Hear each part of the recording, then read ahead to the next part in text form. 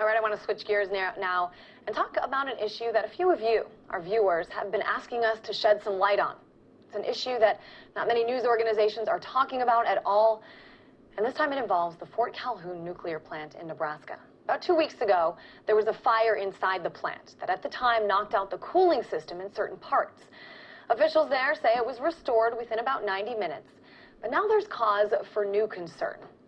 Take a look. This is the rising Missouri River. It has flooded the area, and experts, including the power company, says that high volumes of water could pose a threat to the electric system. There has been an ongoing no-fly zone here as well, but officials say it has nothing to do with potential radiation that could be being released from the plant. In fact, they say everything at the plant is just fine. Now, this situation may not be the same at what we've been seeing unfolding at the Fukushima nuclear plant in Japan, but you'll remember there as well several attempts by the government and officials to downplay the threat, to say everything was going to be fine, which we now know just wasn't true. So the point is, we should talk about it. There is reason enough to be suspicious.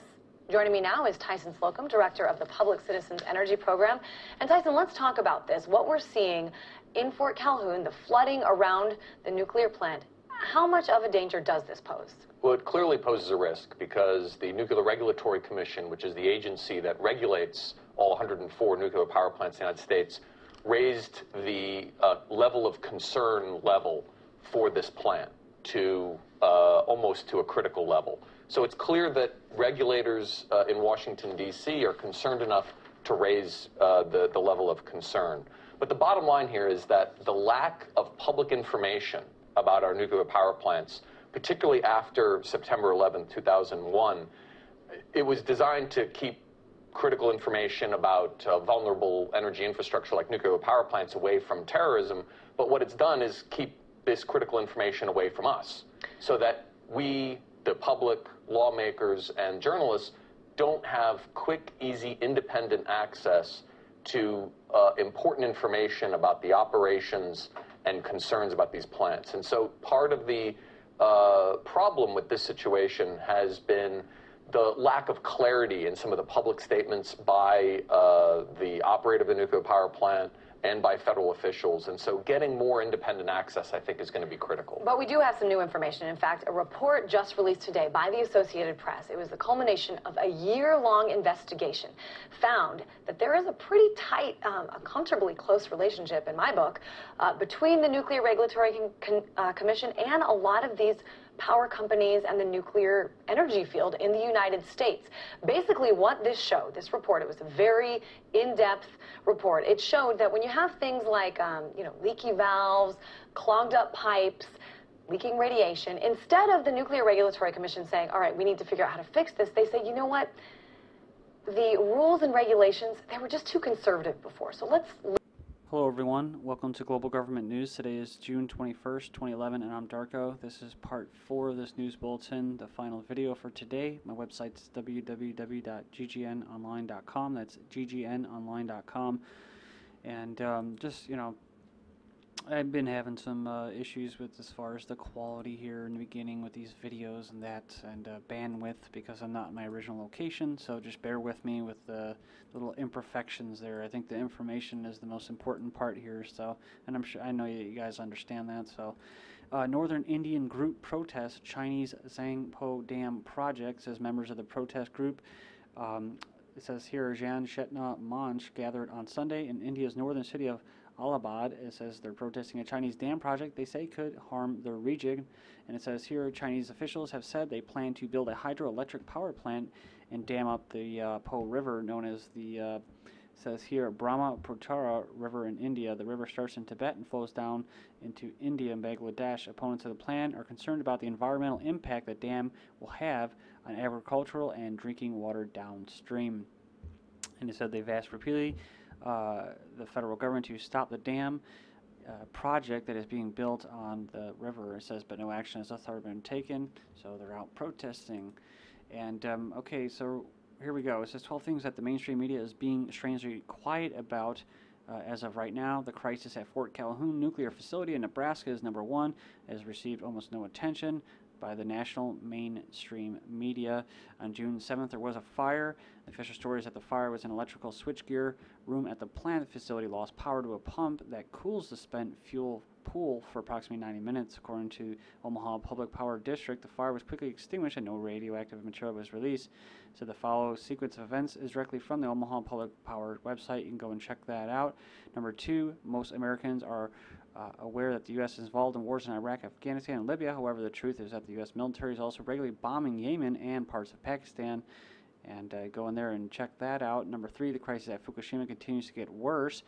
Number 4, members of Congress continue to mention Christians as a threat to national security. Number 5, China's eastern province has experienced the worst flooding that it has seen in 55 years. 2 million people have already been forced to leave their homes. Number 6, thanks to the Dodd-Frank Act, over-the-counter trading of gold and silver is going to be illegal starting July 15th. You can go in there and check these out. Links will be posted. I have a lot of articles to cover in these final minutes here in this video. Pentagon bomb scare, is a suspect a lone wolf terrorist? This is where I left off in the last video, and I said, what? Well, if he's like the, the Christmas tree bomber, the Christmas Day bomber, most likely they were working for and funded and brought up by the government themselves, so it would make sense that they were, quote, lone wolf terrorists. Then we have CTA adding security cameras, police cameras. You can check that video out. The Chicago Transit Authority is adding more security cameras and police officers to keep the transit system safe. So more cameras and officers are going to keep it safe? No, not when you have people being funded and brought up by the government to carry out these attacks and then blame them on innocent civilians, and they have to lose all their privacy and their security and their freedom to travel without being hindered. But that's just the way it is. It's all problem, reaction, solution. Of course, Vancouver police say anarchists disguised as hockey fans started riots. And why is this funny to me? Well, because it's usually the government provocateurs that usually dress up as anarchists at most events in order to basically discredit whatever the protest is for. So it's kind of funny because I think the Vancouver police were actually dressed up as fans and starting the riots, provocateuring them. Then we have this new lulls sec evidence. Member Nakomis is allegedly military counterintelligence, and release posted today. New information has come to light about a particular member of the shadowy group known as Lulls Security, which has been covering in details as of late, talking about hackers and that. Then hacker crackdown, lawmakers weigh harsher penalties in wake of CIA FBI attacks, which can make sense, right? Because the CIA just attacks themselves like they did in Pakistan, and then they just unleash holy hell on innocent people and just start bombing and droning the hell out of them. Call for harsher cyber laws after distribute IT attacks. So see, problem, reaction, solution. You just got to attack yourself, and then you can do whatever the hell you want. You can just justify it. U.S. builds net for cyber war games. So they're building a whole other net for cyber war games. They're also building another internet called Internet 2. It'll be ready and sterilized and clean, and websites like mine won't be up there. It'll be totally free. Actually, it won't be through basically your tax dollars, your money that's stolen from you via your work and labor, and then it'll be nice. It'll be a nice little setup there. Here we go. British student faces extradition to U.S. for linking to copyrighted material. He created a website that's allegedly linked to copyrighted material. Now the U.S. wants this man, former owner of TV Shack, to face the U.S. court over his website activities prior to both domain seizures. Then we have senators unconcerned about massive unintended consequences of criminalizing people for embedding YouTube videos. Got to keep moving here. For time's sake, prepare to have your email read by the NSA, like it isn't already, right? College Park, family upset after police taser mentally challenged man. And then the U.S. open kids fined for opening lemonade stand to fight cancer. He must not have had a permit. Man cuts throat when being deported. So the Jamaican man, basically the UK border agency officers were deporting from the country, has cut his throat in front of passengers on a plane at Gatwick Airport. We just covered what about a man in New Hampshire burning themselves. So it may be a pattern. People are getting desperate now, and they're getting tired of what's happening as the news tightens. And the powers that be know this, so they have to crack down in a timely manner before all of the plebs became less of plebs, less of slaves, and want to be free again. It's obvious the government is getting closer and closer to just totally banning cigarettes. I've said this many times before. I think that's where it's going for whatever reasons. Israel returns nuclear waste to U.S. Oh, that's nice. And then we have this. Japanese scientist synthesizes meat from human feces, so let them eat turds instead of cake. Aborigine jail rate at a tragedy, Australian report says. And man, he's got a lot of articles up here, so it's kind of moving slow here and glitchy. Mexico reporter, his son and wife shot to death. Then we have Chinese police offer residency for riot tip off. So just that's how the program goes. And it says here, kind of like turn in a gun, right? Turn a legal gun owner in and get some cash. Chinese spying devices installed on Hong Kong cars. Then China unrest as hundreds protest against Taizu land grab. Nepal to build $1.9 billion Buddhist Mecca supported by the Chinese government and, of course, the Rockefellers. Then website allows fellow drivers and businesses to message you. And texting in Indiana begins to be illegal on July 1st in, of course, like I said, Indiana. War evolves with drones, some say tiny as bugs. Wireless chips and probes could monitor orthopedic implants. And then we have from the activist post, scientists successfully implant chip that controls the brain, allowing thoughts, memory, and behavior to be transferred from one brain to another. U.S. scientists test on-off memory switch in rats. And it says here, world's first self-powered nano device with wireless data transmissions created. And I don't think it's the first one. I think that all those tiny particles, those nanoparticles that they're including in the chemtrails, are actually the first devices that actually can receive and transmit information, can actually self-replicate and contain their own power source.